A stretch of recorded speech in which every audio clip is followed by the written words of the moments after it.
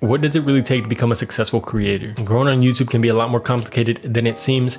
And for me, when I was coming on YouTube and starting my journey, I felt like there wasn't really much talk about what it really takes to become a successful creator. So I just want to share with you guys my perspective on it and the things that I think that you should actually know if you want to actually think about making this a successful career, so that you don't get manipulated or tricked by all this other stuff that is being put out that might make you think it's a lot simpler than it is, or that it's completely different than what you think you're getting into. So the first thing you have to realize is having a realistic timeline of how long it'll take to succeed on YouTube. I mean, because when I first started, I had this internal motivation that was this strong driver for me that I felt like if I just put it all in, automatically I'd be able to get to where I was trying to go. But then weeks went by and months went by of doing that method and just going all in. And when you start to see that you're not progressing as fast as you thought you would, you might even start to get a little bit demotivated. But I realized that it's not that I was doing anything wrong. It just takes a lot longer than what I initially thought. Because as I've gone through the process, I've realized that there is way too much to learn for you to be able to do it in a couple weeks or even a couple months. You could be the most disciplined, motivated person,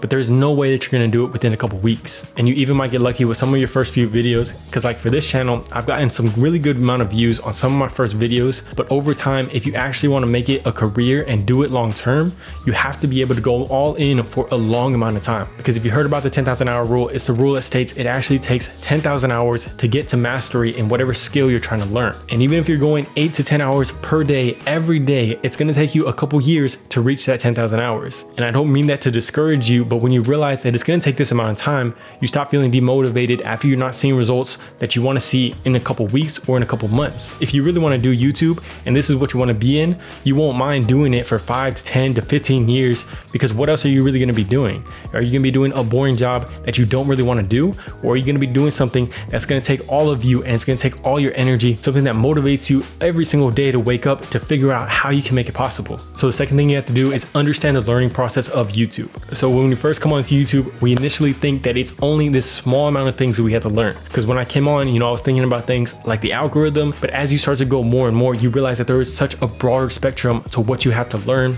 or what you get to learn on YouTube. It's going to be the mindset that you develop as you start to face those hardships with your content. It's going to be the time management that you develop, because you realize content takes up so much of your time and you have to figure it out. But then not only that, also in the video side, you have to learn how to storytell, you have to learn how to convey emotion in your edits, and there's so many parts of it that will slowly start to present themselves as you go on the process and on the journey of becoming a creator. But it's important to understand that, because if you don't know that and you think that it's only this small amount and you start trying these things, because I remember when I would see this small amount of things that I thought I had to learn, I would learn them. And when I was going through it, I thought that this was going to be the thing that unlocked the YouTube success automatically. But when it didn't happen, I thought that it was useless and I had just wasted my time.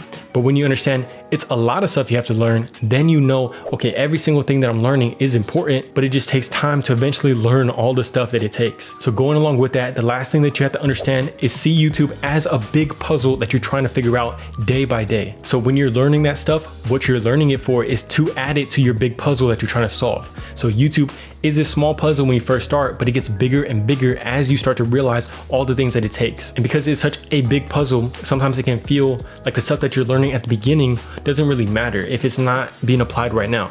But some of the stuff that I've learned at the beginning of my journey, I might not be able to apply it. Like I've learned about marketing and business and stuff like that. And I can't apply it yet because my videos are not at the point where I can focus on that. But I know in the future, I'll be able to come back to that because I have those puzzle pieces in the back of my mind. I'll be able to bring them back and use them and apply them in the future. So whatever you're trying to learn on YouTube right now, whether it's your editing, whether it's how to record, whether it's how to talk on camera, that is a mini puzzle that you're trying to solve. But because you know that it's this little puzzle that you have to solve, what you have to do is go throughout your life searching for the little pieces of the puzzle. Because when you start to think about it like that, you start to see all those little puzzle pieces pop up that you did not see before. So it's basically like you become a pickpocket. Every single thing that you do throughout your day, you're looking for it to pickpocket it and to take it into your own puzzle. So every conversation you have, you're having that conversation with somebody and they have a piece of your puzzle. Like it can be totally irrelevant to YouTube or to creating your channel, but if you just talk to somebody about something like being able to grow yourself and they're having troubles and you're able to talk with them about it, sometimes you can take from that a piece of the puzzle that you can add to your own puzzle that you're solving for YouTube.